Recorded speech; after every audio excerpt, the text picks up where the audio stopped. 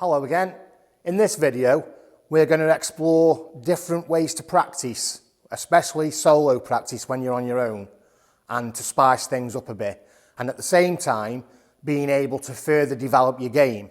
What I mean is, when we're practicing and we're trying to improve, you can go through dips of enthusiasm and it can start to eat away at your confidence, and we don't want that to happen. So what we can do to combat that is to spice it up a little bit by trying to develop our other hand, because not all of us are ambidextrous, and it's another feather in the bow to be able to play with your opposite hand.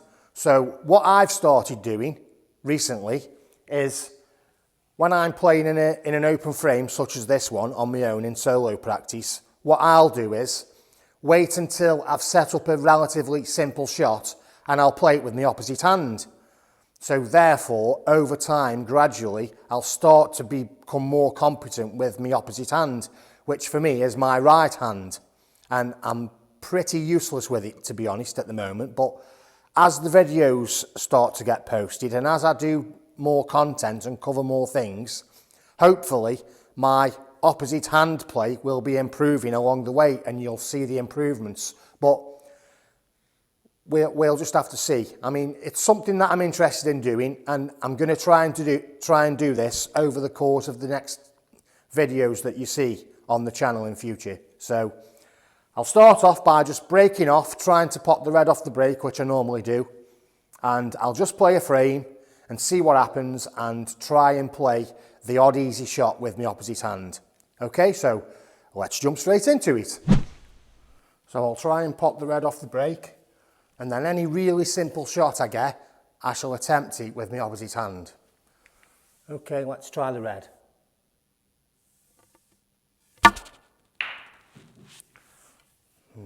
About a foot away.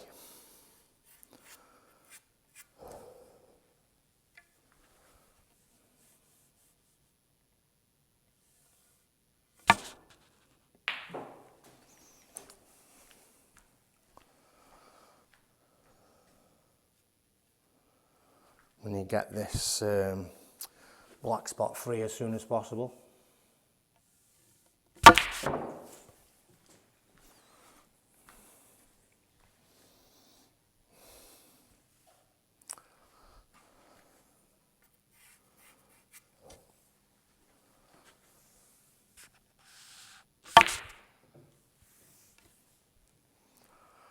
Right.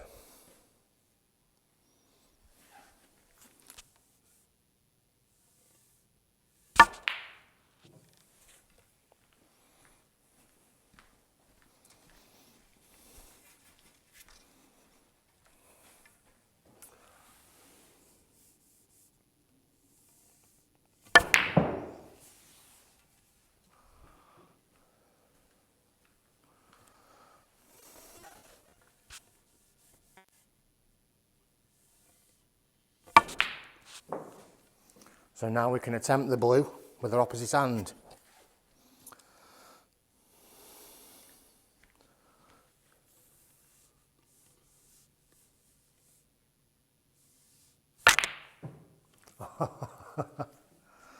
Not great. But it shows you just how difficult it is for a beginner, an absolute beginner, playing the game. Because even though we go through all the different aspects like stance, where the cue should be, it's still really very difficult. So I'll keep trying it on different shots, because it is a difficult thing. And I mean, if you can develop your game to be able to play with your opposite hand and not have that natural gift, then it's just another part of the skill level.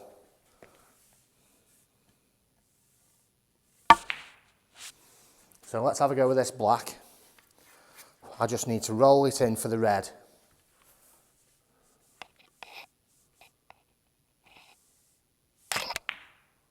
No. I am really bad with my right hand. Really bad. Let's have another go. This one's a bit easier. So my leading leg now is my right leg and not my left.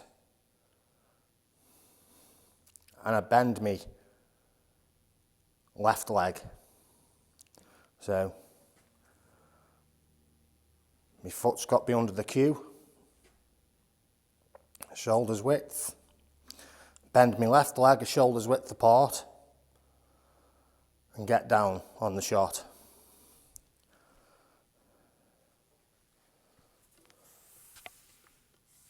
That feels better immediately. Yeah. At least I potted the black. No position. I just wanted to pot the ball. So.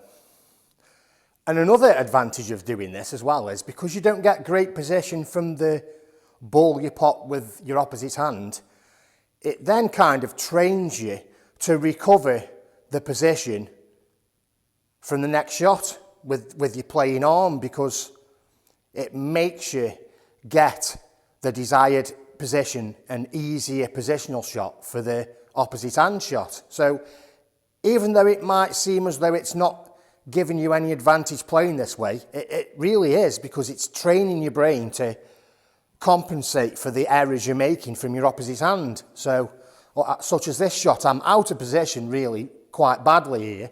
So to pot this red in that corner, I've got to try and negotiate a good area for these 4 bulk colours here. So it really does train both parts of your game, really, both playing with both hands. It trains them both.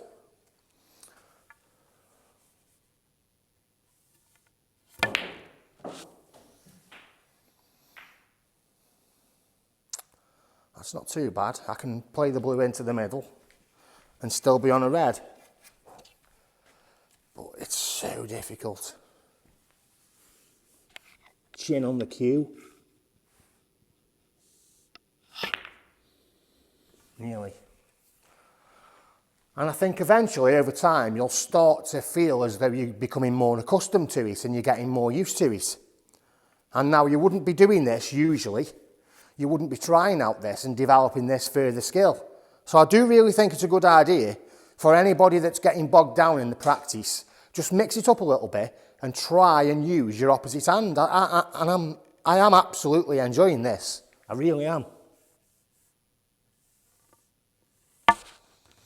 Because it forces you to make sure that you don't play any lazy positional shots. Because you know you need an easy pot for your opposite hand. So.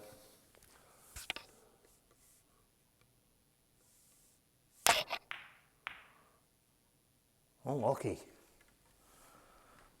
It's really good. I do think this is really good. I'm going to attempt a long red off this shot. I'm feeling brave.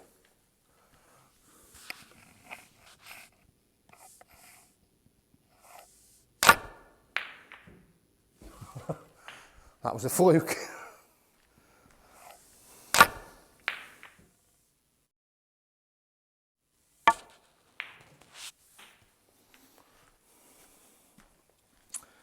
I should be able to pot this red now, surely.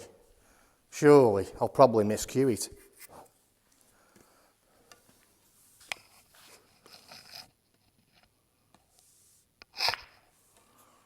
Please go in. Oh.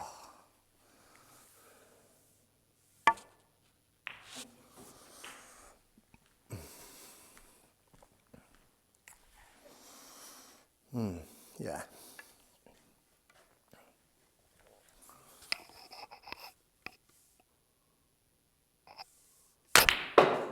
Wow.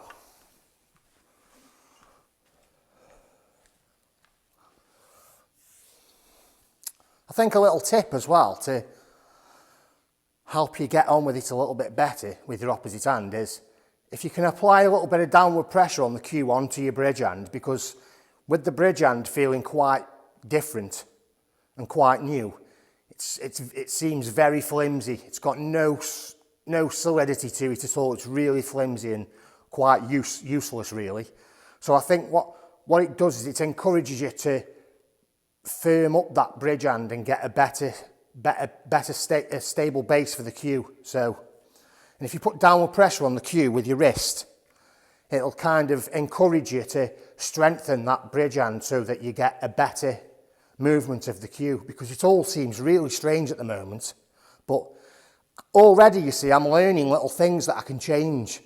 And I suppose occasionally some of these extra little things that you're thinking about will spill over into your other arm and help you to improve in that aspect as well. So I think overall what's going to happen is you're just going to become overall a better player.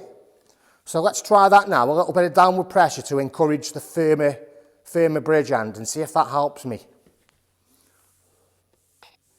See, I've got more, I feel a lot better on the cue now, you see. So we'll try that, encourage that downward pressure on the shot. Okay, I missed the red, but I wasn't a million miles away. And I'm going to keep that going.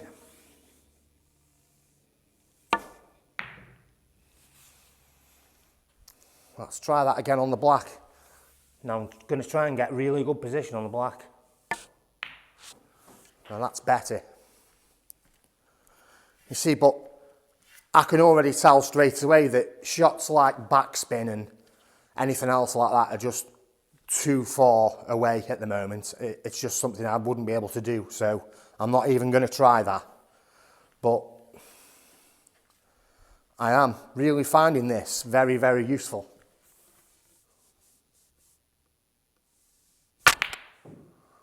I nearly got a bit of screw back on that one then for some reason.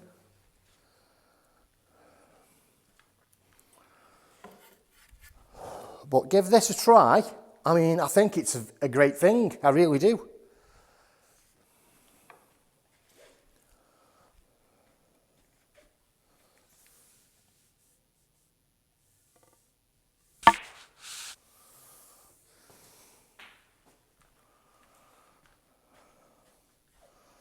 Let's pink to the top corner.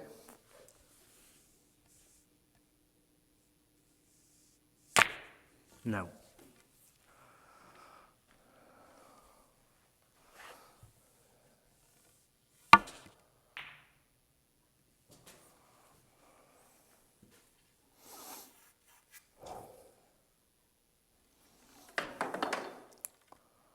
Yellow.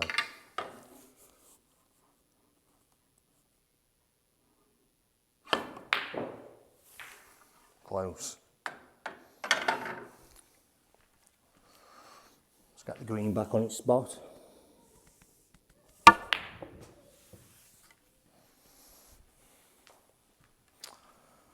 Nearly.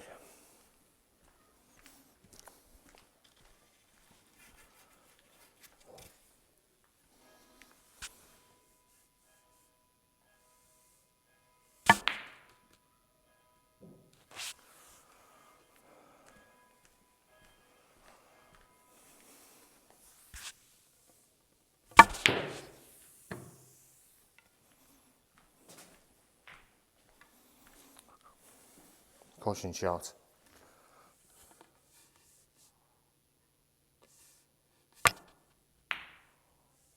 Oh yes, good shot. And I also suppose that the more you do this, the more you'll find you're taking on more than one shot with your opposite hand. I mean, I'll have a go now. I'll try the plant in the middle.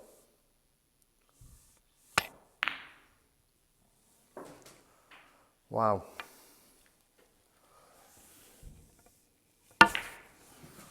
But in all seriousness, I really am terrible with my opposite hand. I mean, this isn't some kind of stunt. I really am terrible at it, so. I just think this is an extra little thing to help you and keep the enthusiasm going.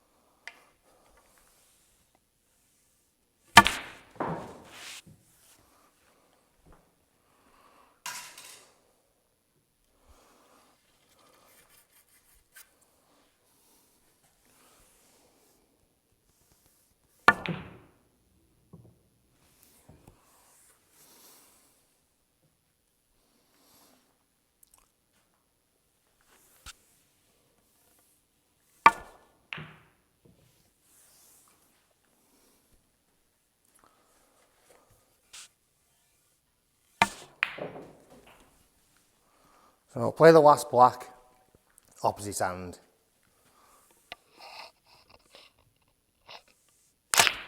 Yes. So there you go. Give it a try. I think it's a great idea. It'll definitely keep the interest going, and also you'll benefit by further improving your skill level by playing with your opposite hand. Thank you for watching the video. I hope it was okay and you didn't get too bored with it, because I know it was a bit fragmented, and I just wanted to show you how it could be when you're practicing with your opposite hand, because it will help you develop your game further in other areas that you wouldn't have thought of if you hadn't tried this. So give it a go. Let me know in the comments section how you're getting on with it and if you think it's a good idea. Thank you very much for watching. See you in the next video. Bye.